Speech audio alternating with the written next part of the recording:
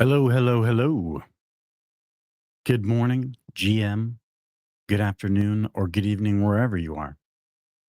With the markets in turmoil, we hope we bring you a little bit of brevity and entertainment as we weather this recent storm that is upon us.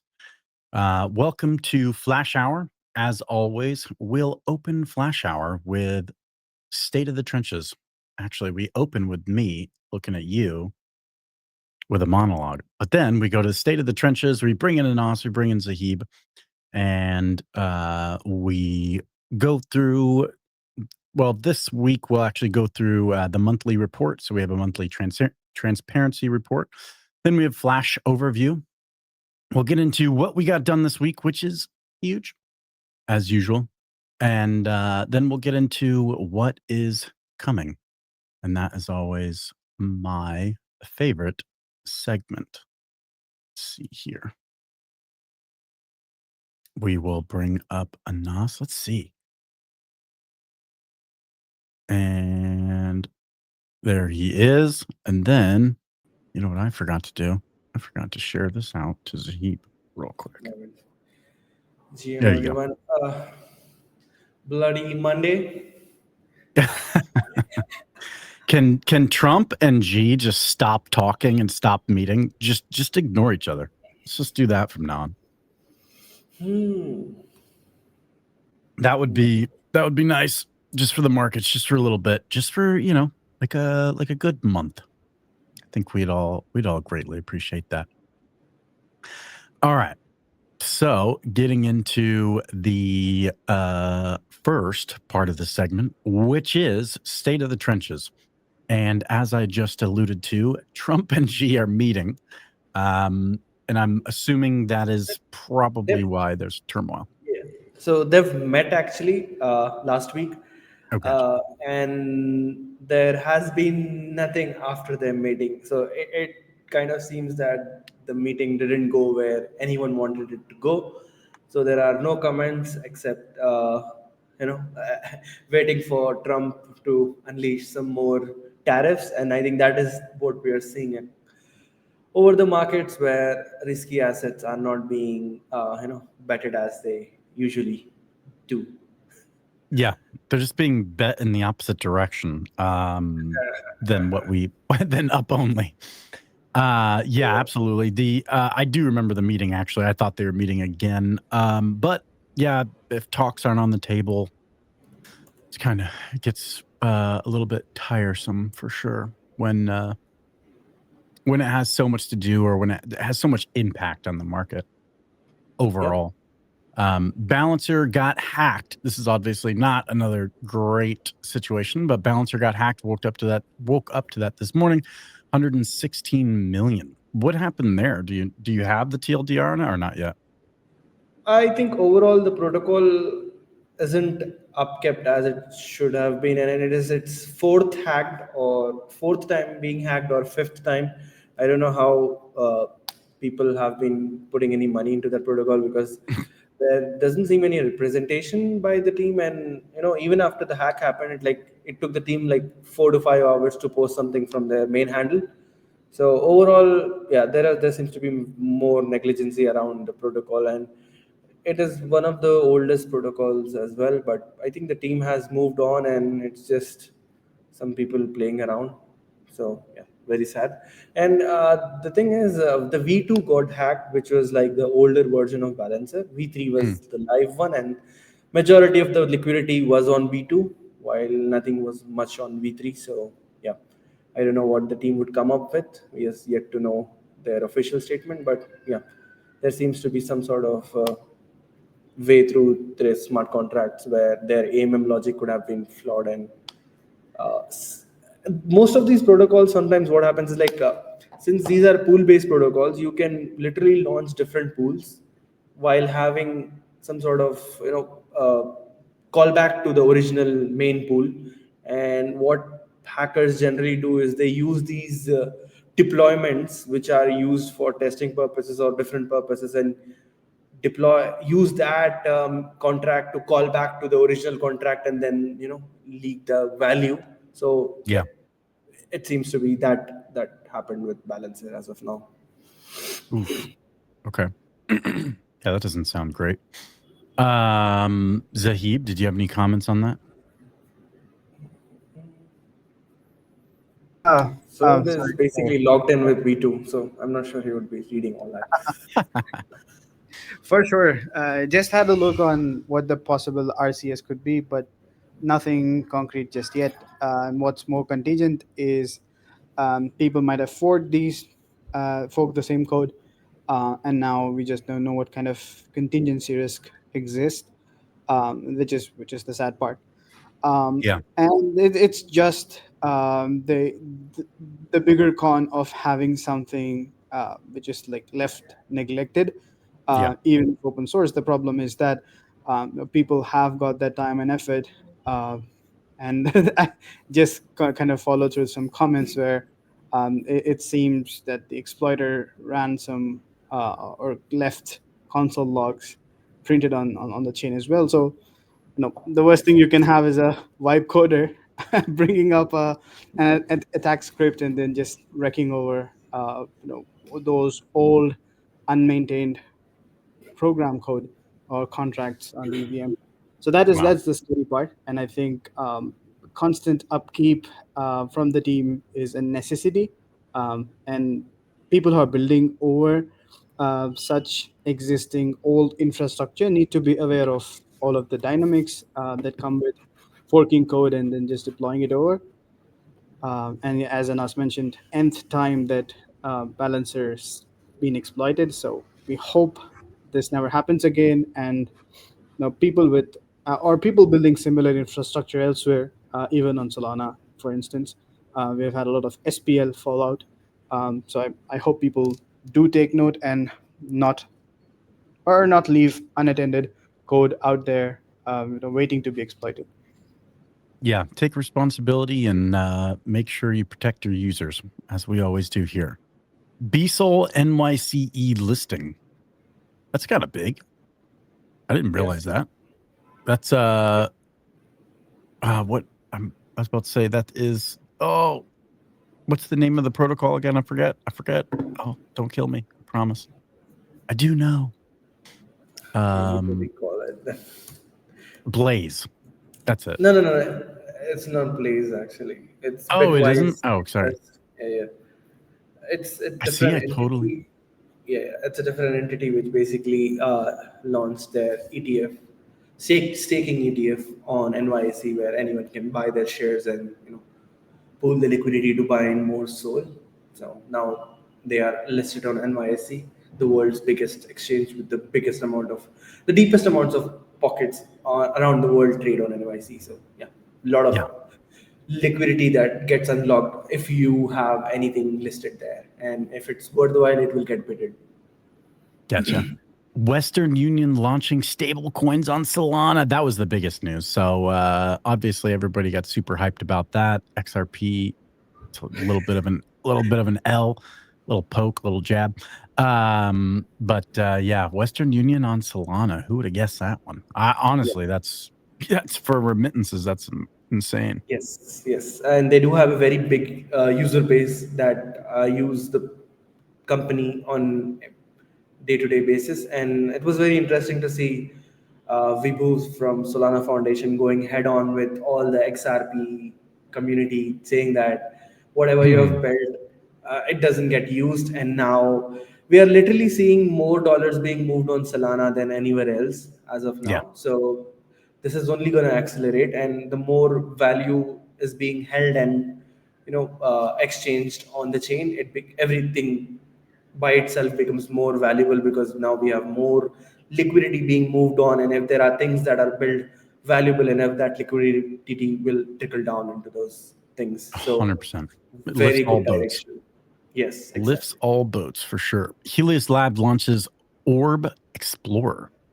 Yes, it's like a different take. I've checked it out myself, and it's something that we all are like accustomed to the Soul Scan thing. Although Zohib and team, the devs love the Solana OG Explorer, I don't Oh yeah. like it. But yeah, everyone has their own different tastes, and now we have another explorer to fill that gap, which I don't know where it is, but yeah, it's a neat explorer which they have taken a different approach to show things in a different manner, and the orange blaze is noticeably blunt. Yeah, they definitely do very good with the branding for sure. We do love, yeah, we do love Helios over here. Yeah. Grayscale Solana Trust ETF. Yes, finally. Yeah, Grayscale brings in a lot of volume, so obviously that's, you know, pretty huge for the space. Grayscale's always, it's kind of like the OG of the crypto space, so it's always nice to see that there is an adoption there. Selector, was it selector wide correction? It's sector-wide correction that just sector, sorry. happened. That's what I'm talking about. Like, it's a bloody Monday, and things have corrected. Most altcoins have corrected by double digits. We are yet to know the reason of it. Although there never is a exact reason for things to happen. They just happen as liquidity moves towards things. But yeah, just bobbing and weaving. Dodging this altcoin dump. Yeah, you probably can't see it on the screen here, but got myself a nice little shiner this weekend, so that's fun. And then I wake up to the altcoin. I mean, I thought I was bobbing and weaving good enough, but apparently they caught me. So good morning, sir. Good morning, GM in the comments here. Yeah, if you guys have any comments, by the way, drop them down below. If you have any questions for us, let's go. Let's get the questions rolling. Should we have listened to Ansem's gut? Maybe. It generally goes the opposite direction, whatever Ansem says, but yeah, you never know. Broken clocks right twice a day. Yeah, same thing. Actually, what's funny is what's his name called out that we were going to have a pump here. The freaking guy who always, every time he opens his mouth, it goes the opposite direction. He literally said it was going to go up here. So yeah, so that's why we dumped. Jim Cramer. You're talking Cramer, yeah. Yeah, the guy just needs to stop talking, sir. We were touched by Cramer. We had this photo of Toli and Raj with Cramer. So yeah. Bad luck. Anytime he says up, just immediately think the market's going to tank. All right. And now we are going into monthly review, or what we like to call our transparency report. By the way, this report is just put together by the team. It is very easy to actually see this live. You can go on to Top Ledger or our Top Ledger. We have the links in our Discord. You can check that out anytime. We keep that up to date, of course, for all of our users and the broader crypto community. But the monthly volume is 447 million. LPs, P&L with fees is a staggering $416,000. Total fees earned in USDC, which is paid out to our SFLP holders, is $281,000. And then FAF stakers revenue shared with all of the FAF stakers is $41K. Give me 1 second here. Got to unlock the door.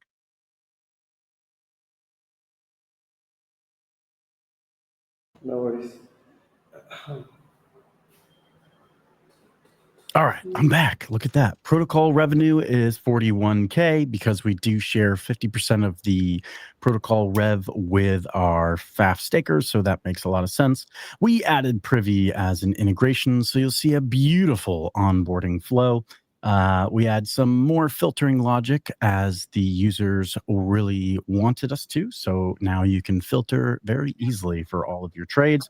And chart trading system. The chart trading system is sick. I was actually trying to upload the video for the end here. So if you stick around, you'll see the video of our live trading on the charts. It is one of the coolest features I've ever seen, literally anywhere.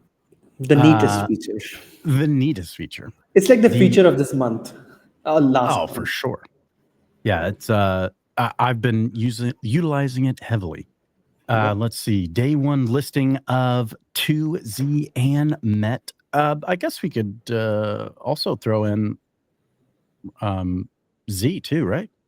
It's right below that. Oh, and demand listing for ZEC. Zcash. So we also, if you're not familiar, that is Zcash. Mert is bull posting about it all over the timeline. So, by the way, Mert, have us on the podcast. I'm looking at you. Add dynamic limit order price threshold for pool 1 and pool 2. Basically, before we had stricter limits, and now the limits are more relaxed and much better than before. So basically, price is here. Used to be you could limit order here. Now we're a little closer. There you go. It's actually really nice too. Let's see. And then we have P&L delay decreased by 15 seconds for pool 1 and pool 2. What does that mean exactly? What's the TLDR on that? Yeah, before the P&L delay threshold was around 30 seconds. Basically, when you open a position, you're expected to hold the position for about 30 seconds for your positive P&L to realize. Yep. And now, because we have improved our Oracle latency thanks to Pyth Laser, we have reduced those thresholds to 15 seconds and probably will reduce it more in the future as we improve things at Flash. So now you can basically, like, the minimum hold time for your trade is like 15 seconds to realize is the feature. Amazing. And I just wanted you to do the more technical. I knew what it was. I'm the one who did the write-up. I just was trying to goat him into talking more. All right. Max size increase for BTC and Sol to 2 million. That actually was a 50%, I believe it was a 50% or 100% increase. It's a 100% increase. Yeah, because I was about to say, I think we were at 1 million. And then, so we had a 100% increase on those. So you can take out your larger trades. Looking at you, whales. Looking at you, chads. I don't know about you, but I'll fill that in like a second. Let's see here. Ad fees, breakdown in history. Yeah, so mobile's been improving. One thing I wanted to point out definitely is the overall improvement of the platform. I really wanted to shout out to our core developers here who have been working tirelessly to do that. I know it's kind of a thankless job at times, but we really do appreciate it. Limit orders, stop loss, take profits are bang on now. Have been working flawlessly.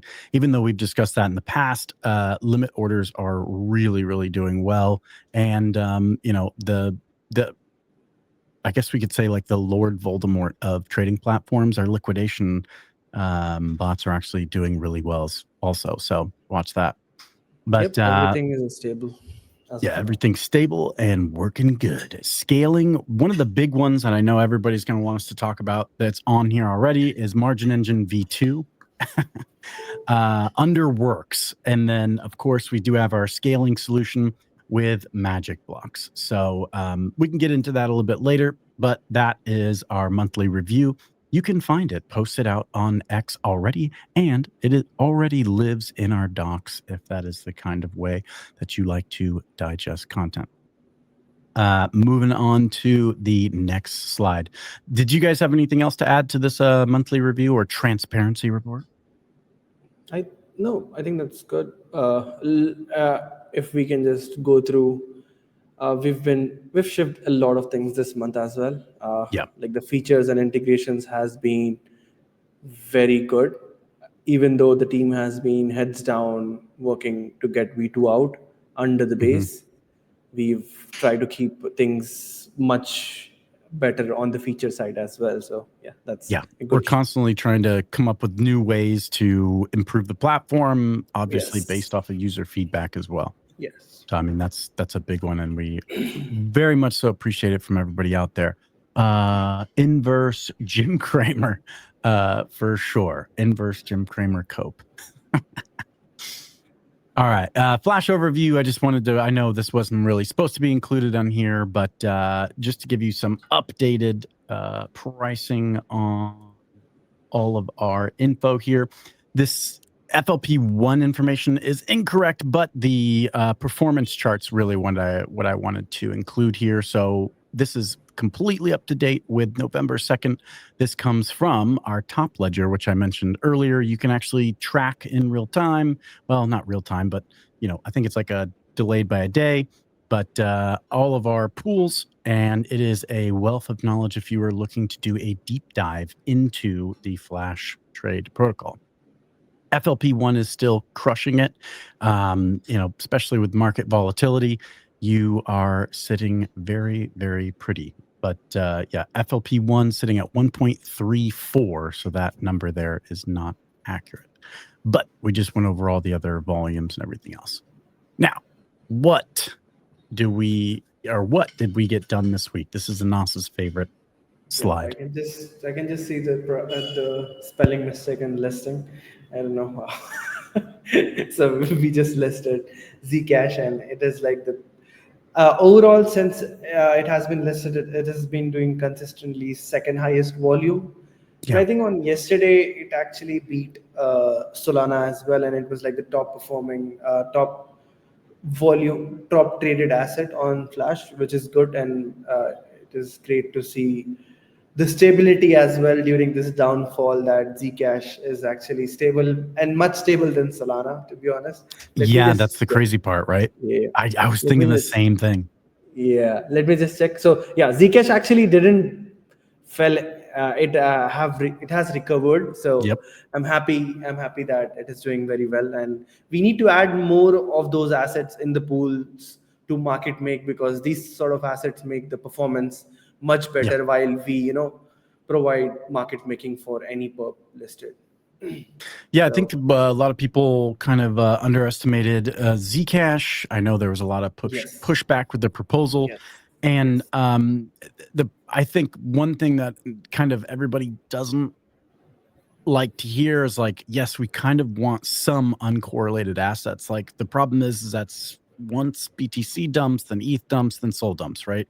But like if we have one that stays strong or isn't exactly correlated to those three, it's a pretty a-okay with me. It stabilizes the pool a lot better. Let's see. The next listing. Yes. So I think this week last week we just verified things to get XAUT listed on Pool 2, which is going to back all the gold trading and make the pool much more suited for up only price action, because before the pool was fully synthetic, and since we've been running the pool, we've realized it's much better to back the pool with real world assets than anything else, because it basically gives you the price action of all the underlying assets and make the pool perform much better than the holding the asset itself. And that's what we have seen with FLP1 and other FLPs as well. Even FLP4 has outperformed Bonk and Pump, and FLP3 has also done phenomenally well, while the underlying assets have crushed by almost minus 70 to 80% on a year-to-date basis, sadly. But FLP3 has held up very well. So yeah, XAUT expected to be added this week. And moving ahead is another spelling mistake, which is with preparations. I don't know what happened there.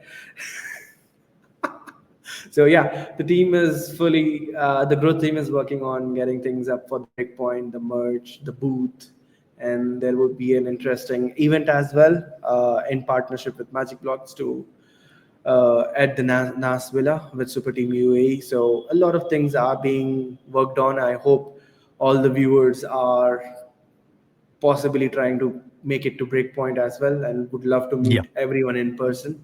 So yeah, we are trying our best to make things as epic as possible at breakpoint. And I think we'll be hosting a very interesting contest at the breakpoint venue with Flash, so that is also under works.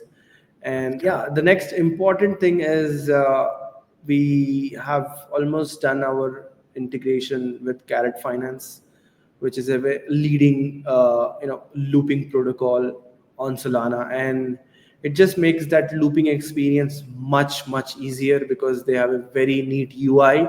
So you can bring on in your FLP1, or even just get started with USDC and just get the looping done and get the higher yield on FLP while getting this leveraged yield.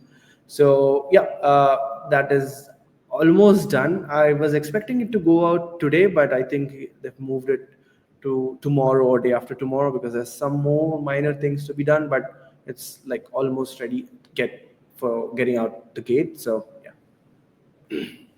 Yes, that is an awesome listing. Carrot, by the way, shout out to their UI UX. It is super simple, Yes. straightforward, and very, very, very, very easy. Found that super interesting, even for mobile, which is cool. Oh wow, I didn't check that. I need to check. Yeah. So very, very cool. They have a good system going on there, and shout out to that team. Zec addition to cool one is, oh yes, I wasn't sure. Yeah, that was quite hotly contested, although most of our proposals are, to be fair. There's always one side of the other, opinions on both. So that I really love Flash Labs for that. Those proposals are always really fun to debate. It helps you kind of broaden your mind and think outside of the box and kind of see it from somebody else's point of view. All right. And now my favorite section. What's coming? Hopefully there's no misspellings here. Okay. I was like, No. So, yep. A new exploration that is under works, which is every FLP1 pool. FLP pool is basically a prop. It's not an AMM, it's a prop. It's an Oracle-based pool where basically people can swap. So we are working with Remora to basically use an FLP pool as a swap pool, so that we can price their assets very well. Because when a real world asset is added on an AMM, it always does this catch up game against the real world price of the asset. So LPs lose money when they are providing liquidity in that scenario. While if you were to basically add a meme coin which does not have any price action being done anywhere else, then AMMs work well. But when you have majority of the liquidity off chain and the price action happening off chain, then when you bring it on chain, prop AMMs work very well. And this is a very interesting exploration that we are doing with Remora, where we are launching a pool which would act as a swap pool for their assets and price it right on the market. So yeah, very interesting to launch this. Probably it will go in a beta mode for a few weeks, and then we will see more news coming out in that direction. So that is something, a new thing that we have been working on. And in that direction of spot trading, as always, we are also in the direction, leading the direction to get the spot order book powered by Manifest on Flash, where you can put up limit orders for free on any market you want. You can even create your markets with a very cheap rent. So yeah, any pair, any asset, you can put up a limit order, and we are making sure these limit orders are free and there is no charge to put those limit orders. And next things are things that we have been working alongside with V2, which is to basically bring 24/5 markets and more pairs, and probably gonna add more forex pairs as well. And once we have those pairs, we'll also turn on degen mode on those pairs. So yeah, I think that sort of covers on what's coming. So, yeah, absolutely. I think I have some more things, but I didn't add those things as of now. So no worries, we could talk about them. I just wanted to show the audience our sexy new model right here. I mean, this guy, you know what I mean? We got him from a talent agency. So he's definitely one of our top models that we'll have at Breakpoint. Yes. So that's merch for Breakpoint. Yeah. What more did we want to discuss here as far as what's coming? I think we've belabored the point on like Margin Engine V2, and obviously Magic blocks, but any new developments or anything new for the audience to cut their teeth on? I think we are also working to get on the Seeker, like the Solana dApp store. Oh yeah. So, and a better distribution channel through that, where we would allow all the soul-bound Seeker holders to get a chance to trade to our funded wallet feature. And if they make money, they will keep that money. And if they don't, they don't lose any. We'll give them money to trade to Yeah. every soul-bound Seeker NFT holder, which is a very interesting distribution scheme that we'll have it up soon. I'm just checking my whiteboards. I have 2 whiteboards on either of my sides right now. So No worries. He's yeah, not paranoid, I promise. I know. So yeah, we will be extending the funded wallet feature, which we were using on Trade Wars, to work on more distribution system, where we can basically invite people who have never traded on chain to come and trade using this feature. And that's what we're gonna expand, where if they make money, they will keep it for themselves, and if they don't, nothing happens. But they will be using Solana and trading on it while not having any clue that it runs on a blockchain and everything is decentralized. So yeah. Yes. And if they lose money, they feed the LP pools. So LPers will eat. Zaheib, did you have anything else to add to this conversation here, sir? I know you've been silent for a while. Not much else. Super focused on V2.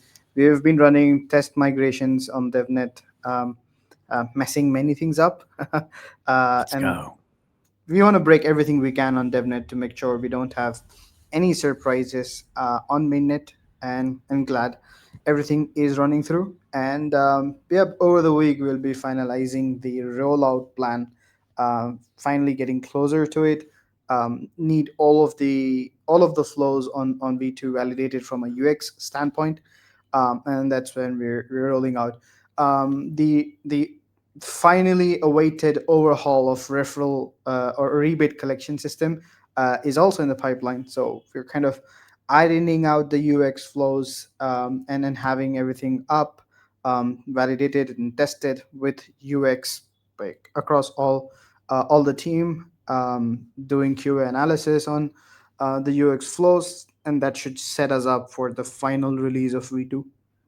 That's where we Fantastic. are with V2. Like all things said and done, I think it's the final stretch of reviews and validations from our end, before we finally have the rollout to prod in the coming weeks. Because I think the whole run up to breakpoint is quite is going to be quite a thing for the team. We've got the session with Magic Blocks coming up mid-November, and post that there's like SEZ, and there's so many things across Dubai and Abu Dhabi. We want to get this thing out and plan ahead accordingly. 100%. Yeah, absolutely. If you all are liking this stream, one thing that I forgot to ask you throughout the stream is to drop a like, drop a comment. And of course, if you have any questions, we're moving into that segment of the Flash Hour. We can answer your questions live. So if you have any questions about Magic Block or Margin Engine V2, we'd love to answer them here. And we have this nifty new StreamYard box. So that's pretty cool too. But yeah, as far as the slides go, okay, it was just thank you is the next one. So thank you for watching was the next slide. If you guys have nothing else to add, we'll wrap this up here. The only other thing I had to talk about was Breakpoint. Can't wait to see you all there. I know a lot of you will be there. And the great part about Breakpoint, if you can't make it, you can also watch the live.